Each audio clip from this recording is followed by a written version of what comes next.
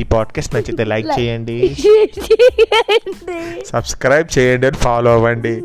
తెనాలి రామకృష్ణ అనగానే నవ్వుతాడు రేయాన్ష్. సరే, వింత పరిష్కారం అట, ఏం జరిగిందో విందాం.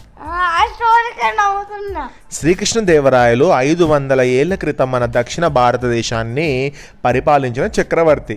ఈయన యుద్ధాలలో ఎంత నిపుణుడో, కావ్య రచనలో అంత నేర్పరి. ఈయనకు సాహితీ సమారాంగణ చక్రవర్తి అనే బిరుదు ఉండేది.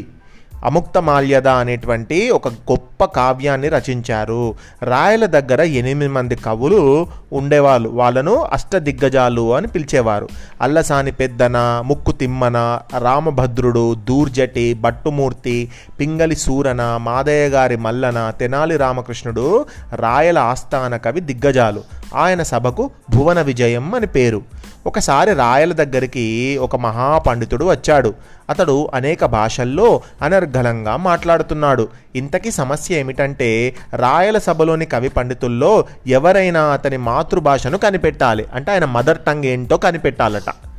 రాయల వారు తన కవి దిగ్గజాలను ఈ సమస్య విడగొట్టమని కోరాడు.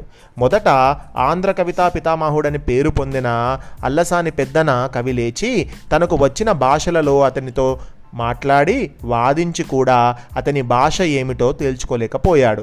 తరువాత 6 అంతే. చివరికి తెనాలి రామకృష్ణుని వంతు వచ్చింది. ధారాళంగా భాషలన్నీ వల్లవేస్తున్న ఆ పండితుడి దగ్గరకు వెళ్ళాడు. ఎంతోసేపు అతనికి ఎదురుగా నిలబడి ఏమీ అడగలేకపోయాడు. ఓటమి తప్పదని రాయలు భావించాడు. ఆ ఉడ్డంద పండితుడు కూడా ఉప్పొంగిపోతున్నాడు.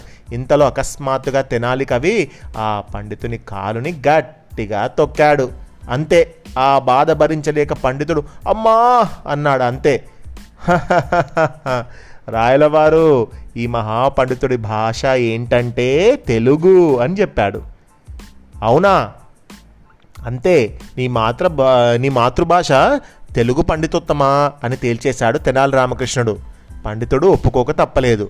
రాయలవారు, ఏంటి రామకృష్ణ, నువ్వు ఇంత తొందరగా ఎలా గుర్తుపట్టగలిగావు అంటే, మహారాజా, ఎవరికైనా దెబ్బ తగిలినప్పుడు వాళ్ళ భాషలోనే కదా వాళ్ళు పిలిచేది, అమ్మ అని అన్నాడు. అంటే అతను తెలుగులో మాట్లాడాడు కాబట్టి అతని భాష తెలుగు అని నేను కనుక్కున్నాను అని చెప్తాడు. ఇక రాయలవారి ఆనందానికి అంతులేదు.